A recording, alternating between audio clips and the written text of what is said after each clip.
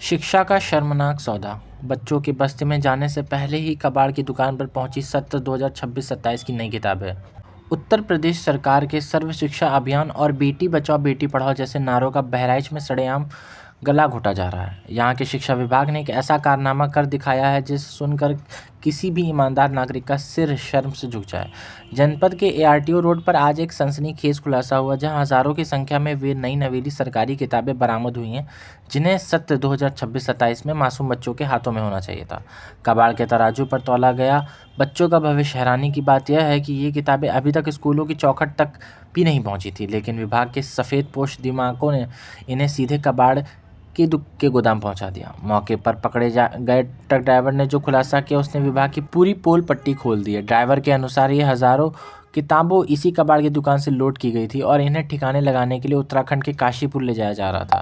यानी बहराइच के बच्चों का हक अब दूसरे राज्य की पेपर मिलों में गलने के लिए भेजा जा रहा था। शिक्षा विभाग की काली मिलीभगत या गहरी साजिश, जहां एक और मुख्यमंत्री योगी आदित्यनाथ प्रदेश की शिक्षा व्यवस्था को सुधारने के लिए दिन रात एक कर रहे हैं और करोड़ों का बजट पानी की तरह बहाया जा रहा है, वहीं बहराइच शिक्षा विभाग के कुछ भ्रष्ट अधिकारियों और कर्मचारियों की मिलीभगत से यह काला कारोबार फल फूल रहा है। आखिर किसकी शह पर सरकारी गोदामों में से ये सीलबंद किताबें सीधे कबाड़ी के पास पहुंची? क्या विभाग के बड़े अफसरों को इसकी भनक तक नहीं थी, या फिर बंदर बांट का खेल ऊपर तक खेला गया है?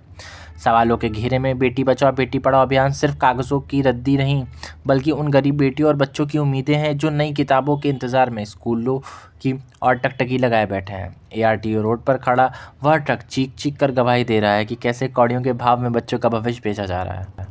आखिर कब तक भ्रष्टाचार की यह दीमक शिक्षा की नींव को खोखला करती रहेगी? अब देखना यह होगा कि इस खुलासे के बाद जिला प्रशासन और बेसिक शिक्षा विभाग के आला अधिकारी इन किताब चोरों पर क्या कार्रवाई करते हैं, या फिर हमेशा की तरह जांच की फाइलें भी इन्हीं किताबों की तरह रद्दी में फेंक दी जाएगी। सुनिए डीएम को। कबाड़ी की दुकान पर कुछ सरकारी किताबें मिली हैं, क्या कुछ कार्रवाई प्रशासन की तरफ से की जा रही है, क्या जानकारी?